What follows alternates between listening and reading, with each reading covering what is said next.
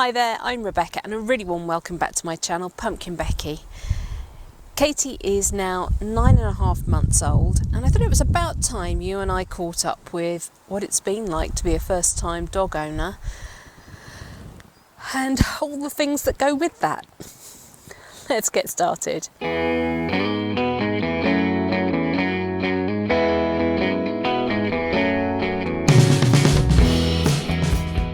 So we brought Katie home when she was 9 weeks old.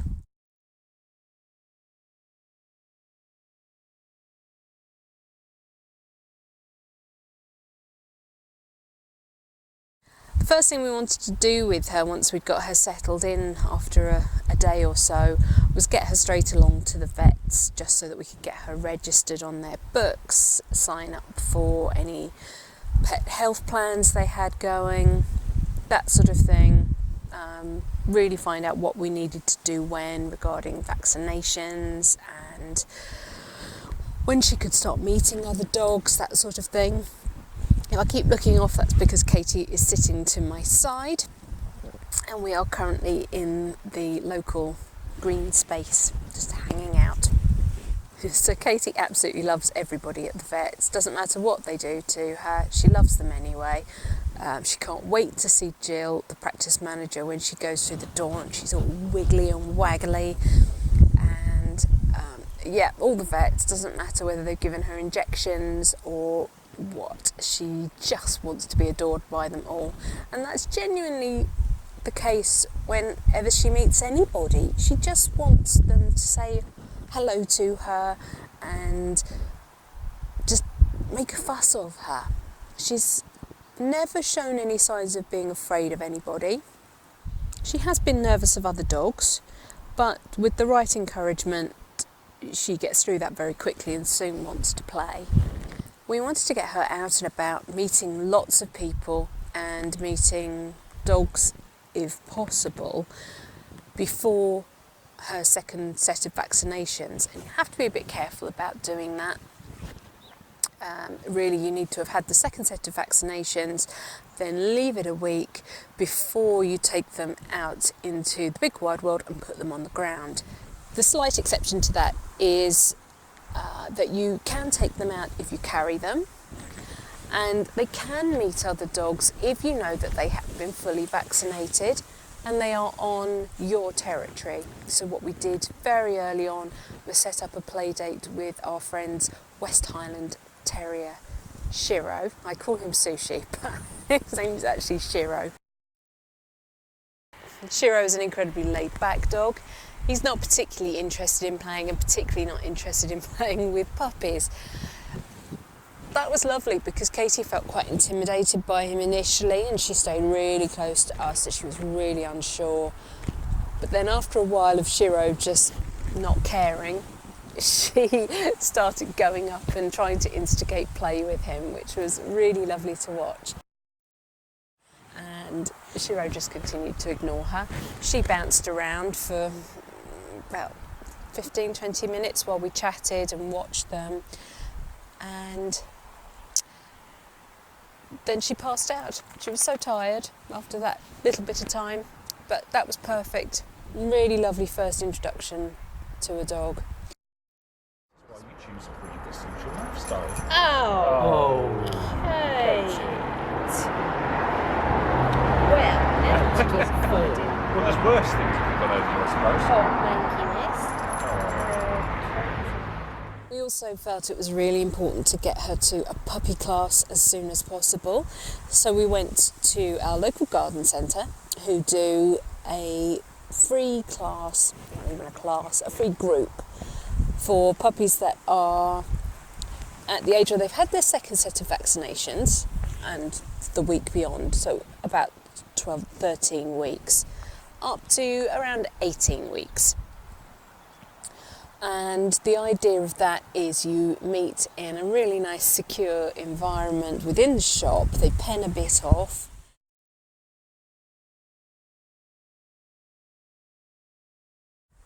And you sit in with the puppies and you watch them play and interact, and they meet lots of people that way, and they meet lots of puppies who are all in a similar developmental stage as them. Katie was allowed to stay on till she was 20 weeks old, basically because she was so small, and because actually she was quite a good ambassador, although she hated it the first week and she stayed huddled up behind us. Second week she was a little bit braver. Third week she had it down. She knew what was going on and she was leading the new puppies in. Yeah, come on, I'll show you what to do. I'll show you where all the best toys are. So that was a really nice group to join and we had lots of fun.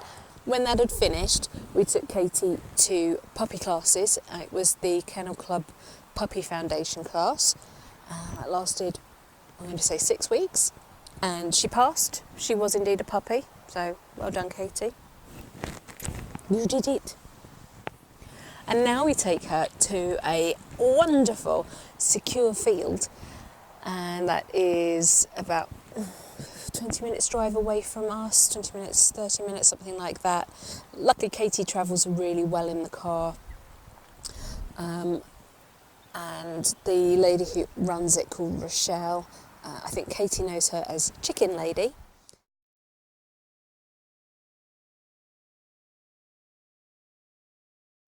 She is fantastic at curating groups of dogs to play together. We have Sunday socials.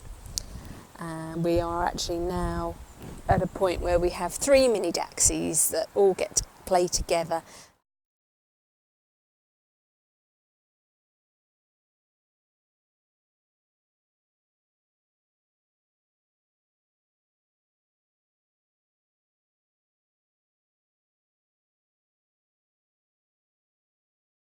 They definitely play much more confidently together as Dachshunds than they did when they were a part of a more mixed breed group. And we're going to continue to do this secure field. It's called Waggy Walks and it's fantastic. It's actually really lovely to be able to exercise Katie in the secure field. We don't take her off lead anywhere, not because we don't trust her recall, but more because we're a little bit nervous about her possibly being snatched by somebody. She's such a confident little dog and she loves people and she would just run up to somebody and it would be so easy for them to just scoop her up and take her away. So when we're walking her anywhere, we always have her on lead, but when she goes to Waggy Walk, she can run around like a loon, which she does with her friend Yara, who, oddly enough, belongs to the litter that we went to visit before we picked up Katie. I don't know if you remember that from the first video. We had been to see a litter just to make sure that we really liked mini Daxies.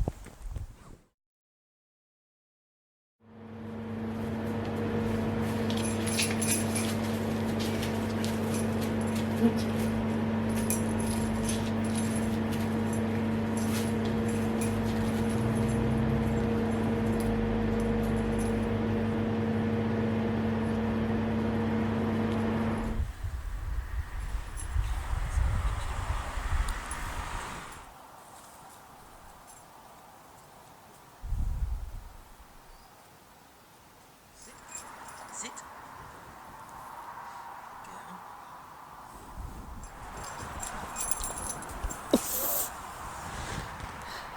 Katie, fetch it! Where's my treat? Katie, fetch it! Fetch. Oh, fail. No treats. No treats. No. Fetch.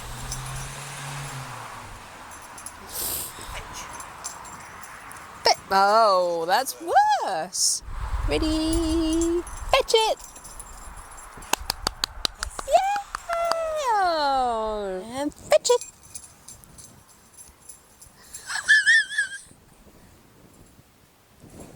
Lost it.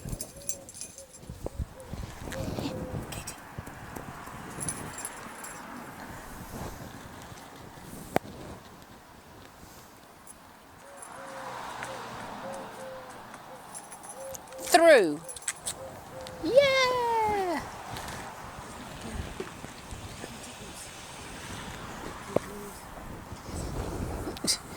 Katie! Katie! Katie? Through! Katie through! No, that's round.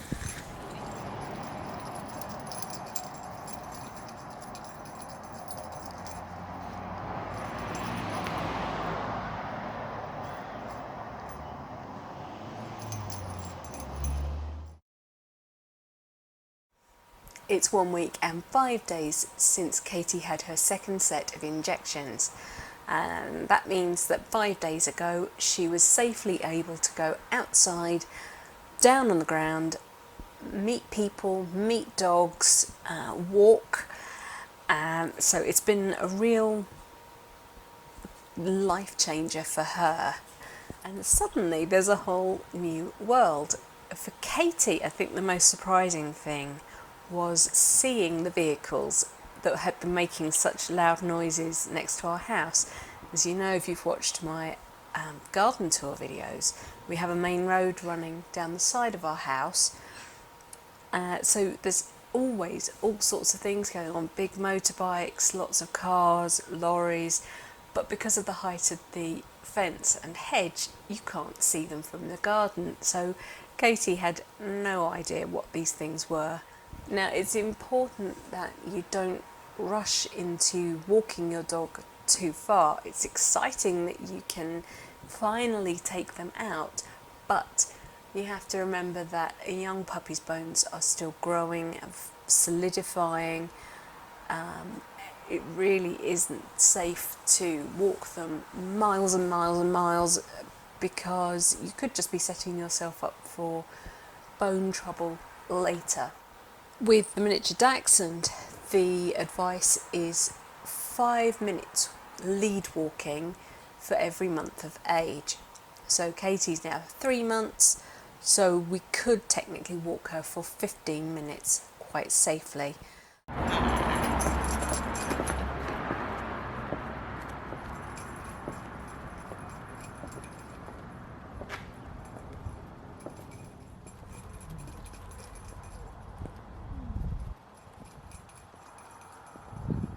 Now Katie starts to flag after about 10 minutes, and that's absolutely fine.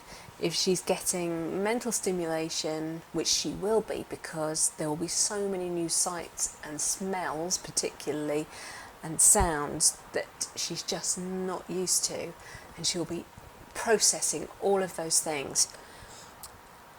That's great. She will come home tired, she will have a sleep. If you try and push it too hard at this early stage, you can risk severely damaging their skeletal development.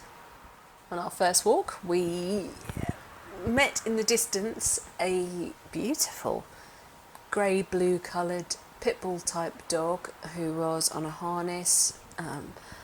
Owner was holding the dog quite a distance away, which was very nice, and the lady's little girl came over and asked to meet Katie, which of course we said yes.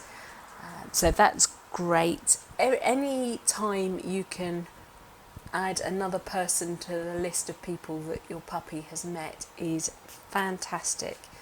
Katie knew the dog was there and she was quite keen to meet her, but respectfully the owner kept her dog some distance away and just let the little girl come and meet Katie.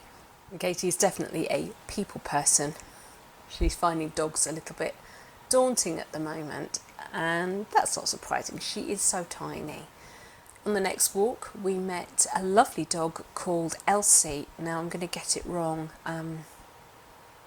I think he said she was a Bull Terrier cross Shar-Pei. I know she was definitely a Shar-Pei, but can't quite remember what she was crossed with. Built like a tank, and from a distance Katie thought, I could meet you, and she was on the end of her lead. I'm very excited to meet you. And as Elsie got closer, of course she got bigger, and Katie thought, I'm not sure about this anymore, and she tucked her tail right underneath her legs. But Elsie's owners were very respectful of Katie and didn't let her get away from them. They made her wait until Katie was feeling a little bit more inquisitive, a little bit more comfortable with the situation, and then let Elsie come a little bit closer. And they did finally sort of touch noses, have a little sniff of each other, and that was great. Elsie, I say, she was a big tank of a dog, but she was really gentle, really lovely, and it was really a good positive experience meeting her.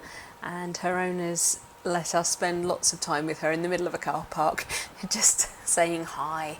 And as we made a fuss of Elsie, then Katie became a little bit more confident, because I guess our hands started to smell of Elsie, and she got the idea that it was all okay, really. Then I took Katie into work one morning, and she got to meet all my colleagues, which was lovely. We just kept her out in reception. We had a bowl of water for her so that she didn't get too overly hot, because it was quite warm. She got a bit overexcited, and I'm afraid she did some whittles on the front mat, but at least it wasn't the carpet. I mean, the mat gets cleaned, right? Sorry.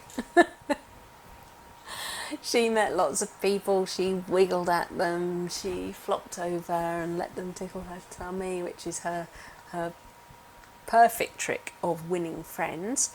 And after that, I took her around to meet my lovely friend Elisa, and we sat and had a cup of tea, and Katie decided to fall asleep on the canvas bag I was carrying, so that was incredibly cute. My other big fear was that we weren't going to be able to leave her on her own without her barking the house down. When we had tried, she was barking for an hour non-stop. There was one morning where I had to go and lie down. She was barking when I went back to bed, and she was still barking when I woke up. And I asked my husband whether she'd been barking for the whole 3 hours. And he said no, she had stopped a couple of times, but when he'd moved around upstairs, it had triggered her to wake up, and then she'd started again. We were following our normal morning routine, getting up at a certain time, feeding her at a certain time, and then almost preparing to go to work. And then we were going out of the front door. We weren't slipping out, but we weren't deliberately saying goodbye to her, if that makes sense. We were just leaving the house. Then the first day came where we were going to be properly leaving her on her own, and I was so worried. But we've got a camera installed to keep an eye on her, and yeah, she whined a bit when we locked the door, but almost as soon as we pulled out of the drive, she was asleep. And we kept checking in on her during the morning, and she was still asleep. She'd got up, she'd had a bit of a drink, she'd done a whittle on her pad. She was fine. So all that stress from us about thinking, oh God, we're never going to be able to leave her alone, or she's going to go demented. No, she finally sort of settled herself into the way life was going to be here, and she's been fine ever since. Her evening routine is 7 o'clock she will have her tea. Then at about 8 o'clock we will take her out for a walk. That's about 10 minutes walking, but we might be out for longer because we might stop, have a bit of a sit down, do a bit of training, something like that, out in a new environment, and then walk again. So her actual on the ground time is never longer than 10 minutes right now, but she might be out for longer. Then when we get home from our walk, we will start getting the guinea pigs ready for bed, the chickens, the hamsters. We'll have fed them, watered them, shut the chickens up for the night, and just start to generally wind things down. We put one light on in the kitchen with her, and we put a DVD in the TV with her. At the moment she is watching Alan Titchmarsh's How to Be a Gardener. Why not? Hey, this is the household she lives in. And even though it is July and it has been quite hot, she is still needing that comfort of something warm with her. That's really helping her to settle down.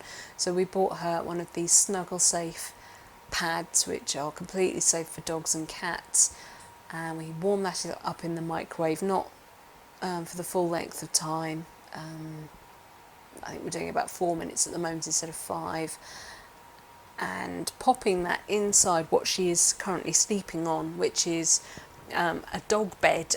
I believe it's also made by Snuggle Safe, and it has a Velcro strip and you can slip the pouch in, but it's got a fair bit of padding both sides, so she's never directly in contact with the heat pad.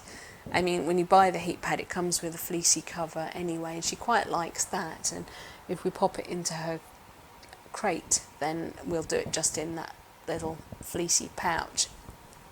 So this dog bed actually provides more insulation from the warmth than that fleecy pouch does. But there's just something about it that she likes. We have this enclosure here for her with her crate and her bed set up, and she has puppy pads in here, which she uses 85% of the time. She's pretty good. She's still being fed 3 times a day. She is on Applause puppy food, and she gets 30 grams 3 times a day. And then we've also made a sort of enclosure out on the grass as well, so that she can use that space. And we do some training out there with her. That's where she does her business, all that sort of thing. And that's where we had Shiro this morning. And the rest of the grass is then free for us and for the guinea pigs and for Stompy the tortoise and the chickens to use without it having doggy business upon it.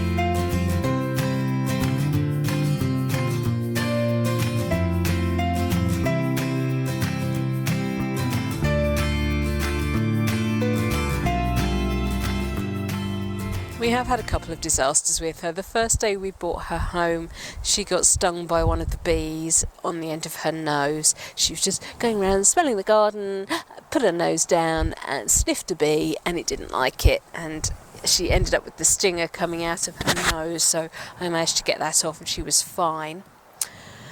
Then a little bit later in the summer, we took her out for her evening walk. That was fine. Brought her home, took her out into the garden to do her business, and there was a dopey bee on the grass. It was dark, so we didn't see, and she decided to eat it, and this is the result.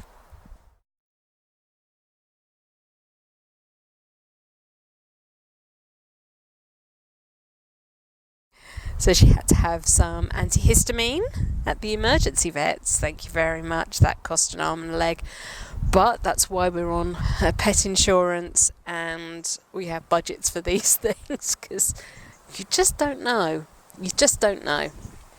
We were in a bit of a tiz about it because her face was just swelling up and swelling up and swelling up.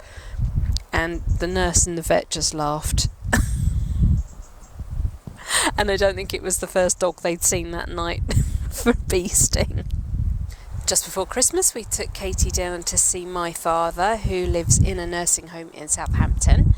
So that was 3.5 hours, 4 hours journey, because the M25 was awful. But she is so good in the car, as I said. She just settles down. She's in a crate. She's got blankets. She's got toys. She doesn't. She just lies there and sort of watches the world go by through the window. Straight after Christmas, we took Katie over to see Mr. PumpkinBecki's mum. She's not really a dog person at all. She much prefers cats. But Katie was on her best behaviour, and it went very well, and she really liked Katie. She even bought you a toy, didn't she? Yes, she did. I often take Katie to restaurants and cafes, dog-friendly ones, of course.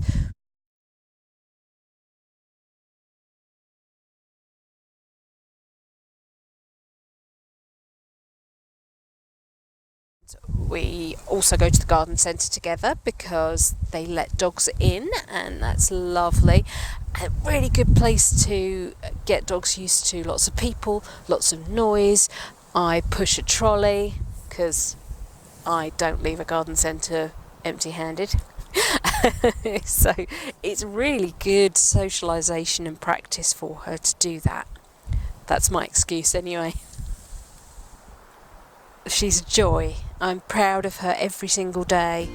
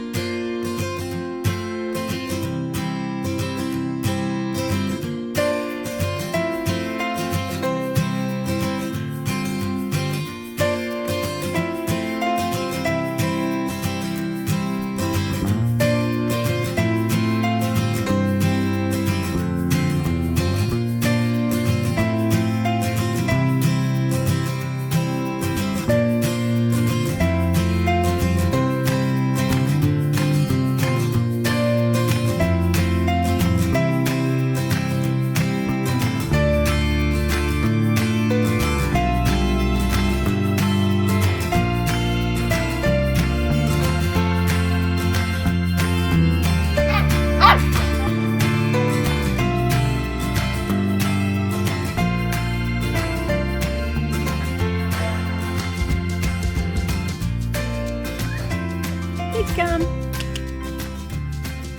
Katie, come on. He's a good girl. Sorry, this has been a very late and slightly choppy video to watch. I hope you enjoyed it anyway. As you can see, Katie has really grown up. Right, that's it for this week's video. Thank you so much for watching.